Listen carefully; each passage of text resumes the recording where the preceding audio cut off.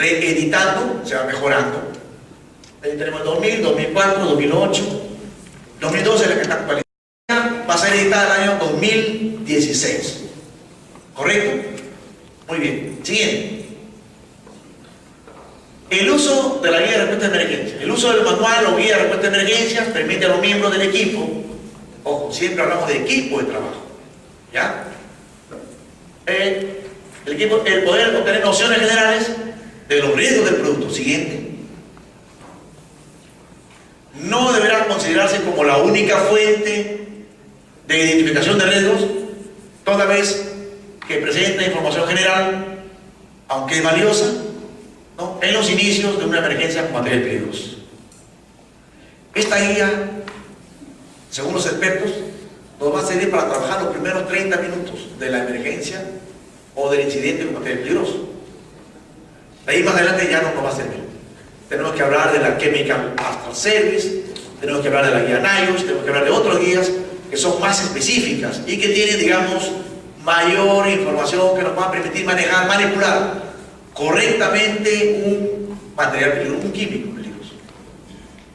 ¿Ya? Recuerde que aquí tenemos que ir con pasos lentos. No podemos entrar, el que entra corriendo, la ley es que entra corriendo, sale corriendo. O sea, esa es la ley de la gravedad, ¿no? Igual también en el cuerpo humano tenemos ahí algunas. Si los bomberos corredores entran corriendo, salen corriendo, ¿no? Entonces hay que tener un poquito de mesura para el manejo de estos materiales peligrosos. Recuerden que tenemos que estar perfectamente equipados y asegurados. No podemos, y tenemos que hacer un trabajo en equipo. Como les decía, es importantísimo, porque nos va a permitir trabajar los primeros 30 minutos. Nos va a aconsejar exactamente cómo debemos trabajar, cómo debemos hacer las cosas. Entonces esta guía hay que tenerla de la mano, hay que conocerla. Entonces aquí yo tengo la descripción de cómo se debe manejar esta guía. Y esta guía tiene, digamos, 5 colores de página: colores blancas, amarillas, azules, verdes, naranjas, ¿no? Y cada color de página nos da una información. Esta información es válida en todo sentido, y lo que importa aquí es un poco el manejo de esta guía. Entonces, ahí en la página, la parte naranja, la parte dice cómo usar esta guía durante un incidente que involucra materiales peligrosos. Hay 3 pasos aquí, ¿no? 1, dice ahí, identifique el material encontrando cualquiera de los siguientes, el siguiente elemento: el número de identificación de 4 dígitos en un cartel blanca, naranja, ¿no?, un documento de embarque o envase, el número de identificación de 4 dígitos, el número ONU, el número de las Naciones Unidas, así se llama, el número de 4 dígitos. También nos dice el nombre del material en el documento de embarque o envase. O sea que en el documento de embarque ahí está una vez nos fuimos a Industrial Virú, que queda acá en Virú, antes de llegar al pueblo de Virú, más o menos unos kilómetros de ahí, entramos a la mano, yendo de aquí para allá a la mano izquierda, porque ahí está trabajando mi biólogo, José Mantilla, y está dedicado a la parte de la seguridad. Me da mucho gusto, sinceramente. Y había habido un problema con materiales peligrosos en su almacén. Lo que pasa es que cuando se almacena materiales peligrosos, cada uno tiene sus especificaciones de cómo almacenar el material peligroso. O sea, ustedes saben que los gases tienen contenedores ahí que tienen válvulas. Estas válvulas tienen que tener sus empaquetaduras de manera que sean probadas de que no permita la fuga del gas. Si no permiten la fuga del gas, excelente. Pero también, además, dice las condiciones en las que debe almacenarse ese tipo de contenedor. Por ejemplo, un balón de gas, tamaño. Entonces, ¿por qué? Porque si a ese almacén le da el sol, la temperatura va aumentando, la presión del gas interna también va aumentando. Y si en algún momento esta presión interna rebasa las características, digamos, la resistencia de la empaquetadura, del empaque, del O-ring, ring es anillo, anillo es una empaquetadura tipo anillo, ¿no? De ahí viene O-ring, todo el mundo dice O-ring, un O-ring para, bueno, O-ring, ¿no? Bueno, este tiene una resistencia. Y cuando tiene ahí los elementos de la válvula, estos tienen que, digamos, ajustar ahí para permitir la fuga. Cuando hay fuga, el gas va a estar en el medio ambiente. Entonces, si ese nivel de gas supera los límites, los TLB, TLWA, entonces va a generar un problema en el personal que trabaja en el almacén. Por ejemplo, el límite del cloro es 1.5 máximo de la ppm. Si supera esta cantidad, va a generar problemas de... ¿Dónde tenemos cloro acá? En Trujillo, que trabaja con cloro. ¿Alguien usted conoce? La planta de tratamiento, digamos, sería bueno vos hacer una visitadita por ahí, a ver si nos llevan por ahí a nuestra gente para que vean. Ahí tenemos unos envases de cloro de 1 tonelada. Y la forma como la manipulan ahí es con una grúa. O sea, el carro que lleva estos envases que pesan mucho, tiene un brazo articulado que agarra y lo pone en un sitio y de ahí viene ya para poner las válvulas, los nipples y todas esas cosas. Y es un personal entrenado para hacer esas cosas, esos empaques. Perdón, embones, ¿no? Lo ajustan ahí y queda hermético para que. Pero durante esa manipulación, ¿se caen o no se caen las botellas estas? Se caen, pues. ¿Y cuál es la parte más frágil que se rompe de esta botella? ¿El casco de la botella o la parte donde están las válvulas? ¿Qué creen? ¿Cuál es más posible que se fracture, se rompa? ¿El casco o la parte de las válvulas? La parte de las válvulas. Esa es la zona más frágil. Y por lo tanto, para trabajar en esas botellas de cloro, tienen unos kits. Los kits, se llaman kits de respuesta, que son unos fierros de ahí que están ahí, por ejemplo, y que van a servir para taponar esa botella, sellarlo y con eso llevarlo otra vez a la fábrica para que ahí lo vuelvan a poner las válvulas. Lo trasvasan, porque es un trabajo ya técnico, ¿ya? Pero estamos hablando acá de la manipulación en casos de emergencia, ¿no? Se rompe esa válvula, tenemos que taponarlo. Y ustedes se imaginan la presión que tiene ese cloro adentro. Tremendo problema. Entonces hay que, digamos, evitar de que esas válvulas se rompan. Igual también con las empaquetaduras de estas válvulas de regulación o de seguridad.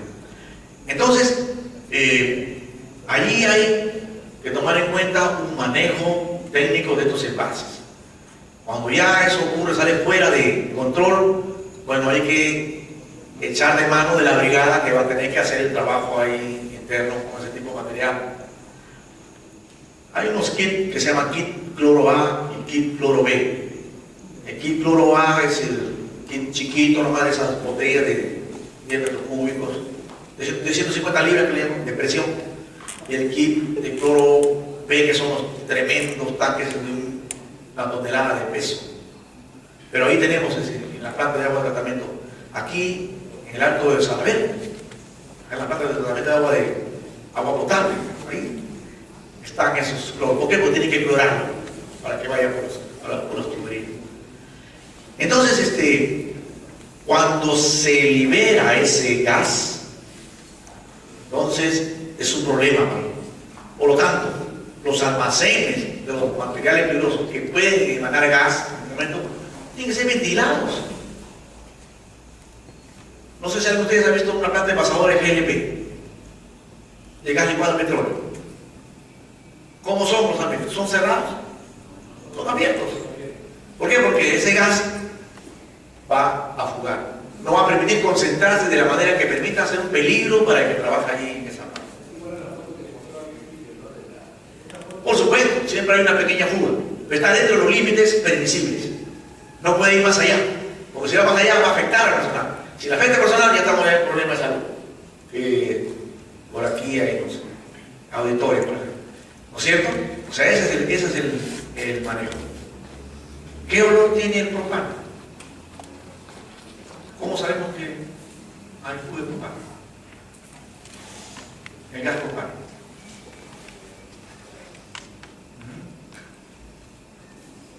El propano es inoloro, no tiene olor, igual que el metano, igual que el butano, no tiene olor. Pero para detectarlo le agregan una sustancia que se llama metilmercaptano en un 0.05%. Ese metilmercaptano es el que apesta a gas, pues que uno le dice que es gas propano. Pero, ojo, eso es un indicador. O sea, para poder detectarlo, ese gas que está fugando, ¿de quién le ha metido el metilmercaptano? Entonces, por ahí va la idea. O sea, los almacenes, los materiales peligrosos que tienen que ver con algún tipo de envase presurizado y que haya la posibilidad de que fuguen, son generalmente muy ventilados. No, digamos que sean ventilados demasiado como bien duro ganado, pero sí están abiertos. Para no permitir que se concentre, digamos, los niveles, digamos, que sea ya un problema para el trabajador ahí en el almacén.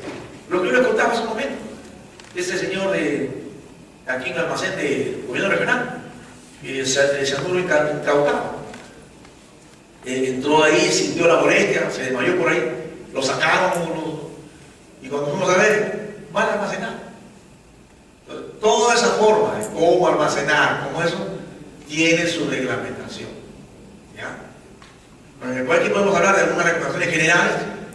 No hace un momento me consultaron sobre explosivos. Yo estuve, por ejemplo, en el polvorín de explosivos de una inspección ahí de la mina Quirubilca, Pacazaca, aquí, yéndose a Guamazú, un pueblo llamado Quirubilca. Y el polvorín es una mina abandonada, una boca mina que ya está abandonada, ya no tiene, digamos, más mineral, y digamos que eso lo usan como polvorín, está lejos, ¿no? Entonces, salario del miedo. Y les voy a contar por qué. Primero, dice la norma que no todo es ser dieléctrico. No hay nada que debe generar una chispa, absolutamente nada. Es decir, todos los zapatos, todo lo que tengo como ropa, no hay ningún metal. Ni los metales son de jeve o de cuero, pero nada de metal. No hay hebillas, no hay nada de esas cosas. Nada. Todo es amarrado, así nomás. ¿No? Todo lo que las lámparas, porque no hay ni luz ahí. Las lámparas todos son dieléctricas, es decir, toda la chispa está dentro de un jeve y sale, digamos, una luna ahí y es la que ilumina ahí y nada sale para afuera. Todo el material, digamos, hay una especie de tranvía pequeñito que tiene unos rieles, todos son de madera, para que las ruedas también son de madera, todo, no debe haber chispa para nada. Y entonces uno ingresa ahí, aparte de donde está almacenado el explosivo, en una especie de un túnel por acá, los explosivos, otro túnel, digamos, los fulminantes, las mechas, ¿no? En diferentes túneles, no en el mismo túnel. Entonces, ¿qué pasa? Cuando fuimos, estaba chorreando la dinamita, la nitroglicerina estaba saliendo. Nosotros lo tocamos ahí y uno comienza a tener un poco de temor, ¿no? Porque cualquier movimiento brusco por ahí, ¿no? Cae una piedra que se desprende, eso lo explota, ¿no? Lo revienta. Bueno, no pasó mucho tiempo, hicimos unas recomendaciones por ahí, qué es lo que debería hacerse, unos cambios, y hubo una explosión pues en ese polvorín. Se hundió un medio cerro ahí, pero ahí quedó, como está lejos y está profundo, no hubo mayor problema. creo que se había afectado el guardián, no sé, pero nadie más. Pero ya se veía ya que no estaban trabajando con las recomendaciones del manejo de este tipo de producto, en ese caso explosivo. Entonces, así como estos, los almacenes son específicos para los materiales peligrosos. O sea, no podemos almacenar como almacenar zapatos, como almacenar digamos, algún tipo de material de ferretería, esas cosas. No, cada uno tiene su, digamos, manejo, sobre todo químicos. Bueno, todos los que son gases y gases que no generan ningún tipo de problema, o los almacenan en un lado, otro lado, y con sus cadenas ahí para que no se caigan las botellas. De otro lado, lo que son polvos y así. Los ácidos por un lado, los álcalis por otro lado y así, ¿no? Todo tiene compatibilidad de almacenamiento. En otro almacén que vimos, encontramos que teníamos tremendas columnas de almacén, o sea, tiene una estantería muy moderna, me impresionó. El almacenero tenía un botón ahí y tenía unos carriles ahí, y machucaba y avanzaba el carril, de manera que se hacían paredes de eso y se hacían caminos en cualquier momento. Modernísimo el almacén, me gustó muchísimo, yo le puse 20 notas, pero donde sí cayeron jalados, en el almacenero. Lo encontramos colgado ahí, como a 5 metros de altura, como si fuese medio Tarzán ahí, ¿no? Ese es un acto subestándar, o también llamado antes acto inseguro. En cualquier momento el señor podía caerse, problema, multa para la empresa. O sea, ahí faltaba capacitar. O sea, el almacén estaba calificado, 20 notas, pero el almacenero no estaba calificado. Entonces hay que, digamos, prepararlos, que capacitarlos, para, digamos, que puedan trabajar ahí sin mayor problema. Lo que trata aquí es evitar algún problema con los accidentes químicos, sobre todo con químicos, ¿no? Los pesticidas, los combustibles, cada uno tiene su manejo de almacenamiento. Acá hay una turbina aquí que está al lado del patio sur de Hidroandina, patio llaves de las redes eléctricas. Hay una turbina de 120 kV, creo que es semejante turbina. Esa turbina funciona con petróleo. La turbina, al dar la vuelta, al girar, genera electricidad, ¿no? Como las turbinas estas de los cañones del Pato o las hidroeléctricas, que cae el agua en la turbina, se hace girar y esa turbina genera electricidad. Muy bien. Esa turbina tiene su sistema de condicionamiento incorporado. Y cuando está funcionando la turbina, no hay quien se acerque porque toda esa zona es de alta tensión, de 120 kilovatios que produce ahí. Y entonces nos llamaron a hacer una práctica y tenían espuma, tenían agua ahí. Entonces el técnico, el ingeniero que estaba ahí encargado, dijo: yo no sé por qué han puesto acá un sistema contra incendios con agua y espuma, si acá tenemos una turbina que genera electricidad. Y sabemos que el agua, ¿no?, conduce electricidad, la espuma también. O sea, ¿cómo vamos a apagar el incendio? Y ¿cómo es? Digo, te has equivocado tremendamente. No es así. No es para apagar el fuego de la turbina. La turbina tiene un sistema interno que tiene CO2, ¿no?, que agarra, sale el CO2 y lo apaga, así como los motores del avión. Cuando se prende, tienen un botón ahí que machuca ahí, sale el mismo extintor para dentro de la turbina y lo apaga. ¿Listo? Ese es, ¿de dónde está la turbina? Esa agua y esa espuma era para apagar todo el almacén de petróleo que tenían al lado. O sea, tenían un semejante tanque ahí que tenía petróleo, y eso es para apagar ese petróleo. Pero meterle agua a la turbina, no se quedan ahí prendidos ahí con la semejante electricidad. Así que no, digo, eso no es para acá, es para acá. Hicimos el simulacro, la práctica, todo bien, ahí. Pero ahí no, ni es para eso, o sea, no es para eso, es otro manejo. Entonces, ahí tenían almacenado espuma. Y entonces me dijo: esta espuma ya tiene 30 años. estaba con el material, todo el metal oxidado. Y me dijo así, te lo regalo, plática con los bomberos. Y yo dije, pero ¿qué más a regalar de repente material que ya no vale? Entonces, mejor hay que probarlo, hay que hacerla. Hicimos el sistema, tomamos el agua de alta presión, pusimos los pitones premezcladores, agarramos la espuma, todo salió una espuma correcta. Con razón que no tenía fecha de expiración, pues ese producto. O sea, decía fecha de producción y no tenía fecha de expiración. O sea, como lo que ahora suele salir, no tenía fecha de vencimiento. Qué raro. En fin, 30 años. Ok, funcionó. ¿Usted cree que me quiso regalar la espuma? Ya no me regaló. No, ya, esto funciona, acá se queda. Ya no quiso regalarme nada. Oye, entonces, ojo con el almacén, ¿ya? Tenemos productos que de repente pueden tener su fecha de vencimiento y bueno, hay que sacarlos del almacén. No dejarlos ahí porque eso es un problema. Lo que yo les cuento, yo pensé que ya esa espuma de ese señor estaba almacenada ahí, yo pensé que ya no valía y digo, esto tiene que eliminar. Pero estaba por fuera solamente el problema. Pero internamente estaba bueno. Bueno, ya es un manejo de él, ya lo que es espumas contra incendios, son peligrosos porque son concentrados.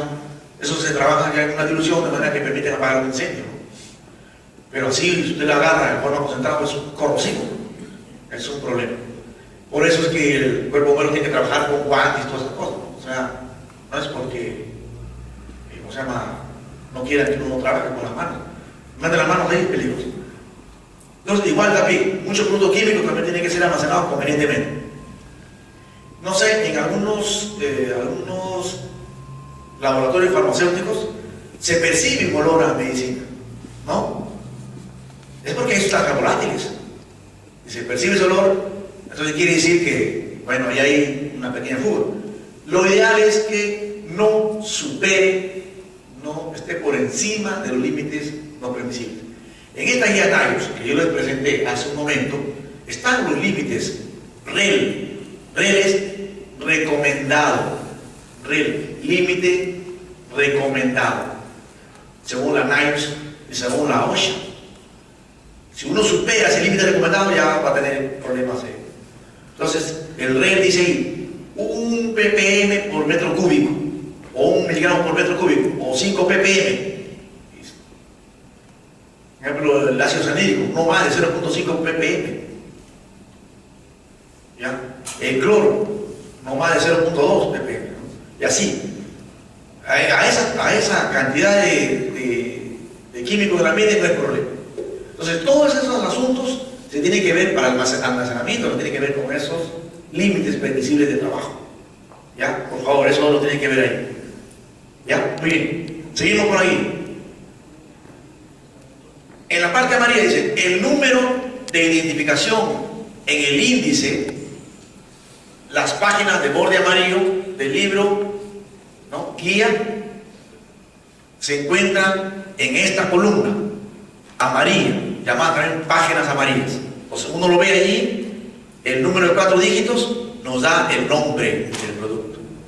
Por ejemplo, el número 1830, uno lo busca en las páginas amarillas, 1830 dice ácido sulfúrico. 1689, cianuro de sodio, así ya. 1005, cloro, y así está, ¿no? O sea, uno va ubicando. Entonces, en las páginas amarillas está el número correlativo del 1000 hasta el 1999, 4 dígitos. Entonces, uno ve el número de dígitos en el transporte o en el almacén y uno ya sabe ya qué producto es, si acudimos a las páginas amarillas, ¿ya?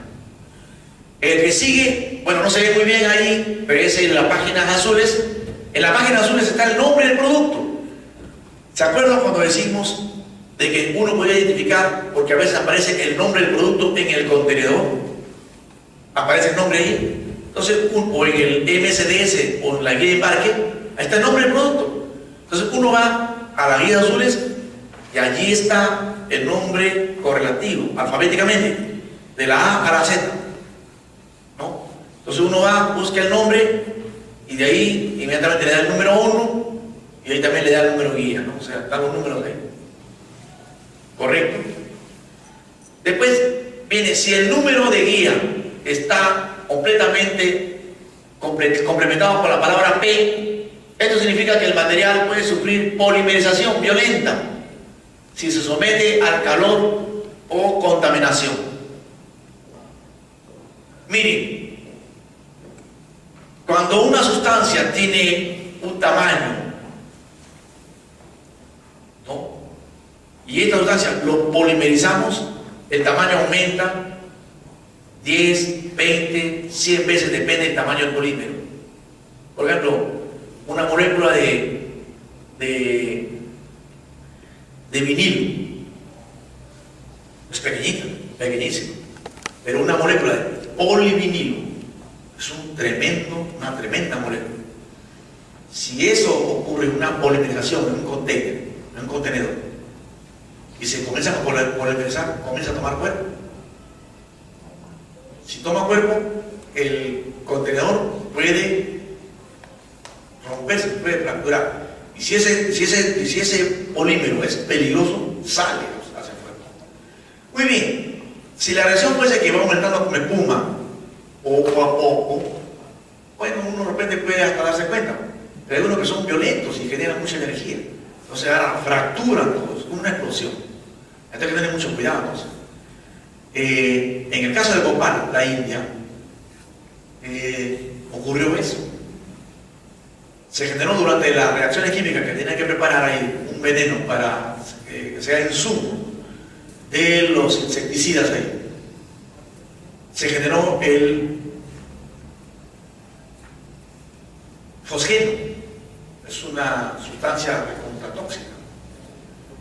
Y antes del fosgeno se generó otra sustancia, que es el isocenato de metilo. Este isocenato de metilo, al reaccionar, genera una tremenda emanación de CO2. Y el tanque, el reactor químico, comenzó a hincharse, incluso menos mal que no reventó, y se aperturó la válvula de seguridad. Si se apertura la válvula de seguridad, salió el gas totalmente tóxico, una nube tóxica, a la 1 de la mañana, todo el mundo estaba durmiendo, le cayó a todo medio pueblo ahí, 20.000 muertos, 200.000 afectados. O sea, fue tragedia. Si hubieran sabido cómo trabajar con ese material, no hubiera habido semejante tragedia en Bhopal, la India, ¿no? Muy bien, seguimos. Los materiales sombreados en la parte verde, en los listados, son materiales con riesgo de inhalación tóxica, RIT, riesgo de inhalación tóxica, RIT, R-I-T, RIT.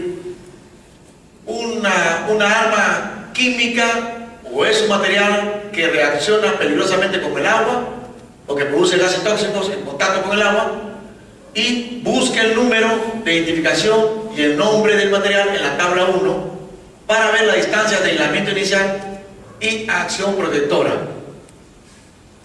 Cuando un químico peligroso, un material peligroso, se salió de nuestras manos, hoy tenemos que hacer dos cosas. ¿Se acuerdan que decimos hay que ponernos a buen recaudo?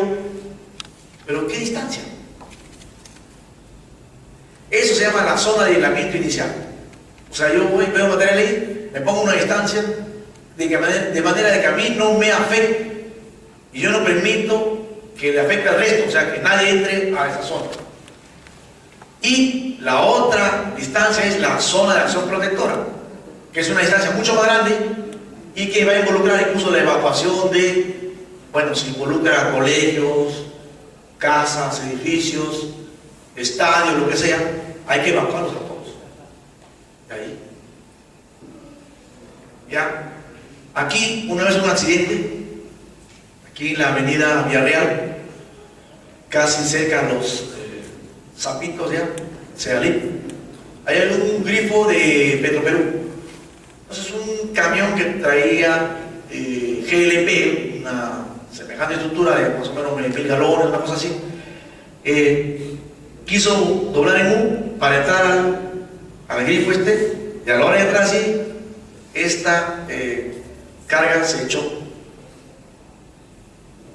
y estaba ahí justo para caerse, se había echado ahí y llamaron a los bomberos. Fuimos ahí y sabemos que una fuga de ese gas que puede implicar un incendio y posterior explosión, estamos hablando de 400 metros a la redonda de afectados, ¿no? O sea, tremenda explosión ahí. Entonces, claro, había que estar ahí para ver. Se han hecho operaciones conjuntas con grúas, con montacargas y todas esas cosas. Ahí estuvo, me acuerdo, el jefe de operaciones de TRC, del transporte de Rodrigo Carranza. Llegó con sus montacargas, personal, con todas esas cosas para echarlo bonito, para que no caiga y se dé contra el suelo, porque eso podía fracturar, digamos, la estructura metálica, ¿no? Entonces ahí teníamos un problema. Hemos trabajado desde las 9 de la mañana hasta las 5 o 6 de la tarde. Y hemos terminado con el sudor del miedo, pues, de que hay algún problema, hay una fuga, una fuga, se malogró una válvula ahí, una fuga, tremenda fuga, una chispa, güey, que esté cocinando una señora por ahí, viene y de frente el fuego se planta y listo. Y ahí estamos ya cerca de la explosión. Así que un poco que uno debe tener el cuidado, digamos, en el manejo de estos materiales. Entonces, es bueno e importante, digamos, trabajar con la guía de respuesta de emergencia para que nos pueda indicar qué hacer los primeros 30 minutos. Los primeros 30 minutos es clave para poder trabajar en el caso, para poder manipular estos materiales. Muy bien, si es necesario, inicie inmediatamente las acciones de protección, vea la sección de acciones protectoras, la página en la página de la guía. Si no se requieren acciones de protección, utilice la información de la guía de emergencia de 3 dígitos correspondientes. Entonces hemos dicho que el número 1 tiene 4 dígitos, pero hay un número que se llama número guía, que viene de la guía de respuesta de emergencia, y ahí viene el número guía. Ese número guía es de 3 números. Esa guía de 3 números, digamos, nos dice qué hacer durante la emergencia. Y ahí vamos a ir a ver. ¿Qué páginas son esas? Las páginas naranjas. 3. Pase a la guía numerada, página de borde naranja, y léanlo cuidadosamente. Use la guía 112 para los explosivos, excepto por aquellos explosivos de la clase 1.4, explosivo C, para los que se debe usar la guía 114. Nota, si no se pueden completar los pasos arriba mencionados y se puede ver una placa o señal, busque el cartel de la página 16 y 17 y pase la guía de 3 dígitos mostrada en los ejemplos. ¿Ya? Si en caso usted no sabe reconocer nada, vaya de frente a la guía 111 y trate como mejor o el peor químico peligroso que esté a la vista. Ahora sí, vamos a avanzar. Sí. Entonces vamos a ver las secciones de la guía de respuesta de emergencia. Vamos a darle otro clic. Ahí está. Bueno, no podía poner letras blancas porque no se verían ahí, pero esa dice sección de clasificación de señales, corresponde a las páginas blancas. ¿Ya? Tenemos la sección amarilla, sección azul, sección naranja y sección verde. ¿Listo? Vamos a ver. Ahí están las páginas amarillas. Así viene la guía. Un librito pequeño nomás. Uno abre y las páginas amarillas tienen esa estructura. Solamente tiene bordes amarillos, ¿no? Y bueno, en el primer lado de aquí, lado izquierdo, vemos los números ONU de 4 dígitos. Como dije, en la guía, en la sección amarilla, los números van del 1000 hasta el 1999. Están en el extremo distal izquierdo. ¿Ya? Pero al lado hay otra columna que tiene 3 dígitos. Vean ahí, tiene 3 dígitos. Aquí en el ejemplo, la parte baja está más grande. Entonces, el número 1, de ahí viene una columna del número guía. Por ejemplo, el número 1 es 1090, el número guía es 127, y de ahí viene el nombre del material, acetona. Esto lo usan bastante las mujeres para despintarse las uñas cuando, ¿no? Quieren cambiar de color de uña, ¿no? bien, entonces, ese es un ejemplo que está aquí. Y entonces, cuando uno ya identifica que es la acetona, si es que no está coloreado de verde, de frente vamos al número guía, al número de 3 dígitos. Por ejemplo, si la acetona no está coloreada de verde, vamos de frente al número guía, que es el 127. ¿A qué pertenece? A las guías, a las páginas naranjas. ¿Ya? Páginas naranjas es de 3 dígitos, los guías de 3 dígitos. Muy bien, entonces el propósito de esta sección es identificar rápidamente la guía de emergencia a partir del número 1 de la sustancia involucrada en el accidente. En esta lista se consigna por los 4 dígitos el número 1, seguido por el número de guía de emergencia asignada y por último el nombre del material. Siguiente. Muy bien. Suficiente con que nosotros hayamos iniciado, si que vemos el número 1, ubicamos en las páginas amarillas y de ahí pasamos a la página naranja y hacemos todo el desarrollo de la emergencia con material peligroso. Pero si no sabemos el número 1, de repente hay la posibilidad de que en el documento de embarque encontremos el nombre del producto. El nombre del producto. Entonces, el nombre del producto está en forma alfabética en las páginas azules. ¿Ya? Y aquí está en la parte baja. Ahí está la página azul ahí. Algunos están sombreados de verde, ojo, y otros no están sombreados, ¿no? Entonces, acá está el ejemplo en la parte de abajo, dice, nombre del material, ácido sulfúrico. Inmediatamente viene el número guía, 137, y de ahí viene el número ONU, número de la Organización de las Naciones Unidas, 1830. ¿Correcto? Ya el número 1 ya prácticamente ya no nos sirve. Solamente nos sirve para saber ahí.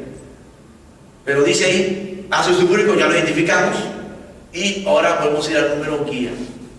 Si no está sombreado de verde, de frente vamos al número guía. Pero si está sombreado de verde, ¿a dónde vamos? A las páginas verdes. Ya no vemos el número guía, de frente vamos a las páginas verdes. Entonces, si no está sombreado de verde, seguimos, vamos de frente al número guía. Bueno, ya identificamos que es ácido sulfúrico.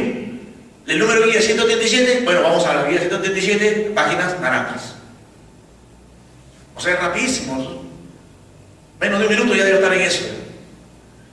Muy bien, seguimos, vamos a pasar. Las páginas naranjas. Este es ya el fuerte de la guía.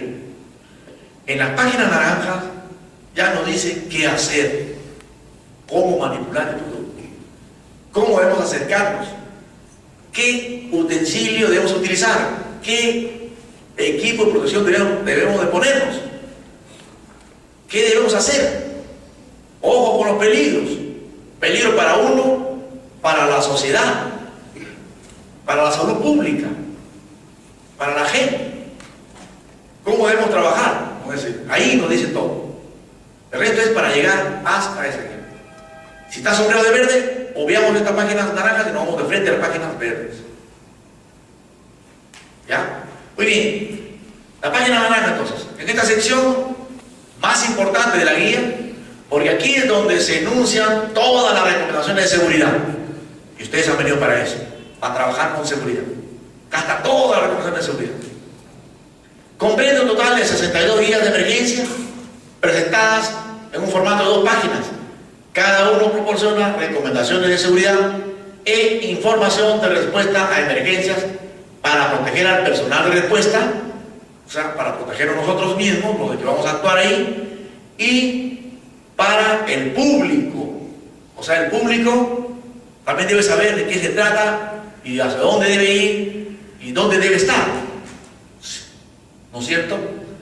La página del lado izquierdo, que está para la de acá, esas son 2 páginas nada más, la de acá, proporciona información relativa a seguridad. Y la página del lado derecho, que está para la de acá, dice, proporciona guías de respuesta a emergencias, a acciones para situaciones de incendio, derrames o fugas y primeros auxilios. O sea, ya respuesta de emergencia. ¿Sí? Cada guía de emergencia está diseñada para cubrir un grupo de sustancias que poseen características químicas y toxicológicas similares. Por ejemplo, venenos, todos los venenos. La guía 137, ahí está. ¿No? Y así, entonces, cada guía tiene todo. Por ejemplo, dice líquidos inflamables. Ahí está. Sólidos inflamables que no reaccionan con el agua. Sólidos inflamables que reaccionan con el agua. Y así, ¿no? Son grupos de sustancias. Muy bien. El título de la guía de emergencia identifica el tipo de materiales y su riesgo general. Ejemplo, la guía 124 es para todos los gases tóxicos y o corrosivos oxidantes. ¿Ven? Está la guía. Entonces, todos los materiales, gases tóxicos y corrosivos oxidantes están en la guía 124. Y ahí dice qué hacer. Gases corrosivos, generalmente el oxígeno, ¿no? Y oxidantes, corrosivos y oxidantes. Vamos a ver la siguiente. Aquí está cómo es el manejo ya de las páginas naranjas. Entonces uno va a la guía, en la guía 128 en este caso, que es un ejemplo, y nos dan 3 secciones, ¿no? Que están en las páginas de derecha y de izquierda, respectivamente. Uno está sobre la seguridad, los peligros y seguridad pública están toda la mano derecha y en la izquierda respuesta de emergencias. Entonces, en los peligros potenciales hay 2: a la salud y en caso de incendio o explosión. Y la seguridad pública, información fundamental para el público. O sea, ¿de qué se trata? Cuando uno viene a la entrevista, por favor no invente. En la guía lo tienen. Cuando su declaración diga, bueno, se trata de este gas corrosivo y oxidante que tiene esta característica, ahí está. Esa es la información clave que debe darse. ¿Por qué? Porque si uno es mitómano, o sea, inventa, agarra una cosa, puede provocar peor, un zafarrancho ahí, de repente una falsa alarma, o de repente simplemente no le cree. Pero usted lee exactamente lo que es. Y eso lo saben los especialistas. No sé si de algunas autoridades, pero sí, por lo menos deben, las autoridades van con los asesores, ¿no? Y ahí, por ejemplo, la vez pasada, con el incidente que le hicimos, el mismo presidente regional, Murgia, amigo, señor Robles, usted ya conoce esto, usted se encargó de toda la operación acá. Y por favor, dijo al general de la policía, al otro, aquí va a trabajar el señor, nosotros vamos a hacer lo que él diga. Yo no dije nada. No dije nada descabellado, porque hay que decir las cosas ahí muy claras. En primer lugar, no había ningún tipo de fuga ni derrame. O sea, lo que tenía que hacer ahí era un trabajo, digamos, operativo, y el resto del equipo debe estar alerta para cuando ocurra la fuga o incendio y apagar. Eso era todo el trabajo. Entonces trabajamos ahí. ¿Cuánto pesaba eso? Como 30 toneladas, ¿no? Todo ese asunto. Entonces teníamos que buscar una grúa que cargue más de 30 toneladas para poder sacarlo ahí. La única grúa que cargaba más de eso es la que está instalada en el muelle de Salaverry, y que cuando camina demora más o menos 5 kilómetros por día. O sea que iba a llegar acá en ¿cuántos días? 5 kilómetros de ahí, más o menos 20 kilómetros hasta allá. Bueno, en 4 días yo llegar. Encima tenía que ir rompiendo todos los cables, todas las cosas que estén pasando de una para otra, y simplemente no era manejable. Entonces fue ahí donde se convocó a Rodrigo Carranza, que tenía sus montacargas, tremendas máquinas. Le sacaron esa tolva que tenían ahí, le pusieron unas tremendas llantas, unos trailers ahí gigantes, y lo enderezamos los dos, lo pusieron en su lugar. Lo pusieron en su lugar, se acabó, listo, chao, nos fuimos. Pero para eso tenemos que estar ahí todo el día, porque tenemos que convocar ahí. Entonces es esa parte operativa, ¿no? Ya la habían hecho ya en otra oportunidad, entonces tuvimos que aceptar que ya era un trabajo. Menos mal que ya pasó todo contento, todo tranquilo, vamos a su casa, una experiencia más. Eso es para que vean cuando hay un material peligroso involucrado, ¿no? Y de todas maneras. Muy bien. La información fundamental es la que debe darse. Ropa protectora. Ahí también le va a decir qué ropa protectora es. No se puede trabajar con cualquier ropa protectora. Si de repente es incendio, no vamos a trabajar con un traje químico. Y al revés, si es químico, no vamos a trabajar con un ropa incendio.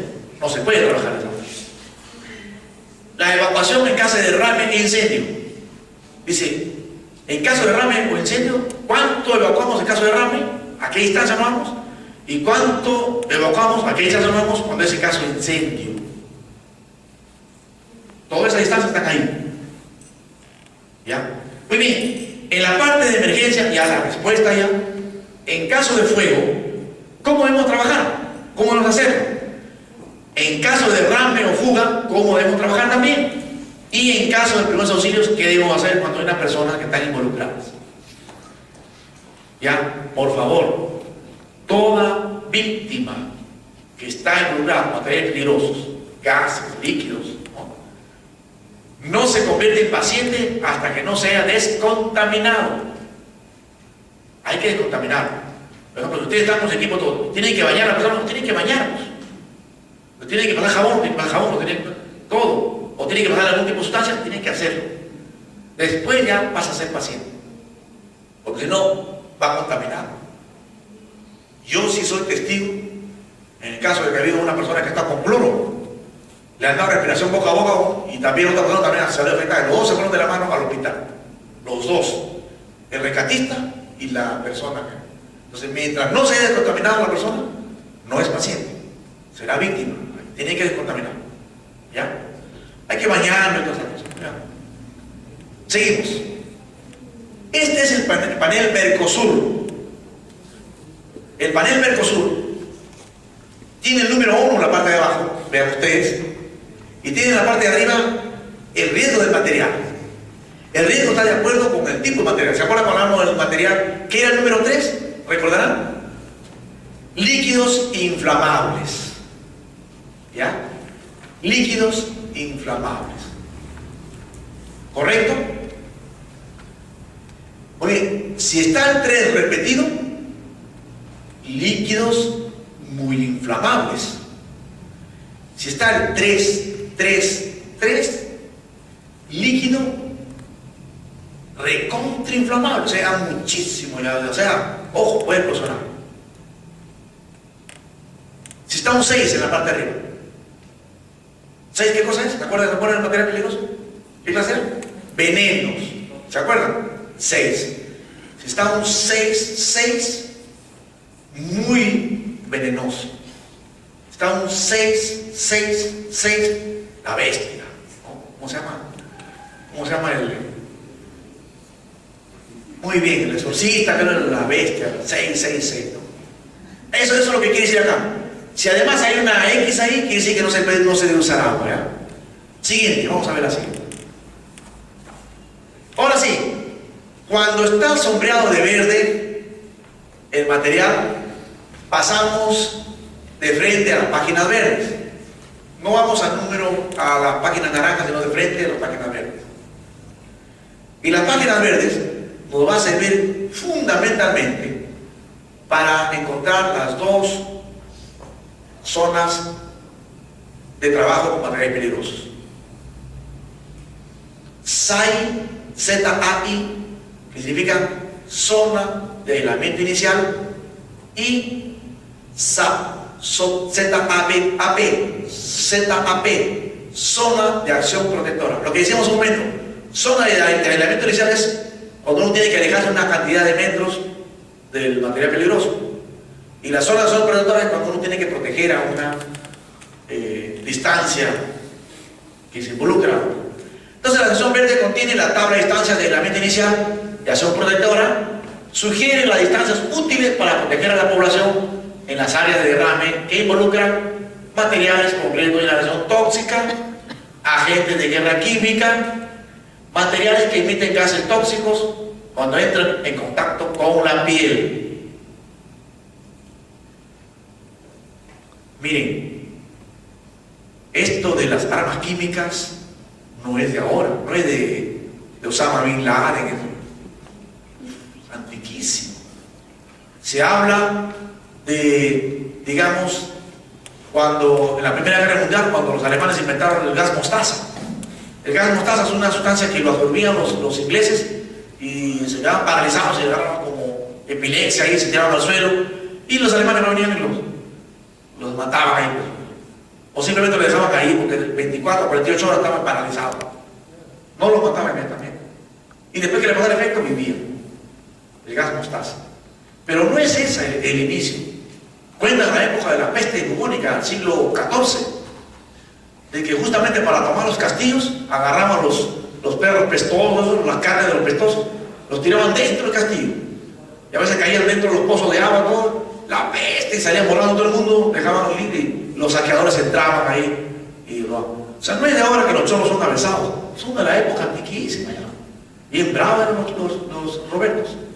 Una vez en un incendio en las Malvinas, yo con todo un uniforme de protección, un incendio, y encuentro un compadre adentro, con todos los humos y candelas adentro. Un saqueador ahí. Eso no estiman ni su vida. Igualito, los saqueadores de esa época, del siglo XIV, de la época de los petros, igualito. Tiraban los perros muertos con pete, tiraban allá. Y después abrían las puertas y entraban y saqueaban todo. Era un desastre, ¿no? Ya se usaban esas tendencias. Imagínense. Igual también en las épocas de los moros, los árabes, ¿no? Cuando iban en persecución, envenenaban los oasis. ¿Dónde estaban? De manera que cuando venía una sed tremenda, ahí nomás se morían. Él con camello, con todo. O sea, ya el hombre ya tenía algunos, digamos, manejos de ese tipo de sustancias. O sea, materiales químicos, pero lo usaban con intención de guerra. Armas químicas. Bueno, hay un poco que el cuerpo humano ya capacitaba en eso, para destruir justamente eso, cuando hubo los asuntos de lo que era la amenaza de Osama Bin Laden, ¿no? Que decía que iban a meter armas químicas en los países, todo lo que habían apoyado a Estados Unidos, entonces está el Perú también. Bueno, hay gente desquiciada, pero bueno, de todas maneras aquí preparados, ¿ya? Para el manejo de...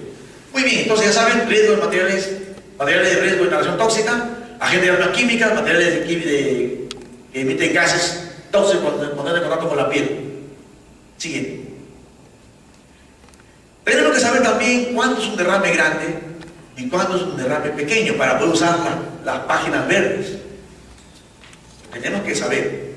Y según la guía, ya cambió en esta, ya ven, ahí que dice, derrame grande, un derrame que involucra cantidades mayores de 200 litros, ahora es 208 litros, porque tiene que ver con 52 galones, 208 litros. Para líquidos y mayores de 300 kilogramos para sólidos. Ese es un derrame grande. O sea, mayor de 208 litros y mayor de 300 kilos, derrame grande. ¿Correcto? Derrame pequeño. Derrame que involucra cantidades menor o igual a 208 litros para líquidos y menor o igual a 300 kilogramos de sólidos. Ese accidente que hubo, que chocó la empresa Línea, aquí por medio, una bajada ahí, que chocó y reventó, digamos, la parte trasera del carro, y se cayeron dos de estos Big Bang, estos, dos, tres creo, cayeron ahí, y se cayó la briqueta de cianuro de sodio, sólido. ¿Sí? Entonces, ¿qué pasa? Ese fue un derrame grande, fueron más de 300 kilos. Entonces, derrame grande. Por lo tanto, los derrames grandes tienen otra concepción, otro manejo. Un derrame pequeño tiene un manejo, un derrame grande tiene otro manejo. Vamos a ver.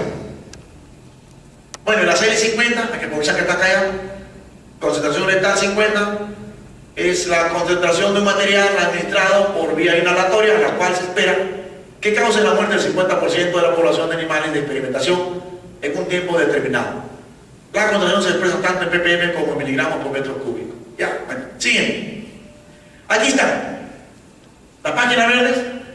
Bueno, no se nota muy bien ahí, pero creo que en la segunda, en la que viene creo que está. Por favor, denle un clic. No está. Regresemos entonces, por favor. Una más, regresemos. Una más. No hay una grande. Regresemos. No hay.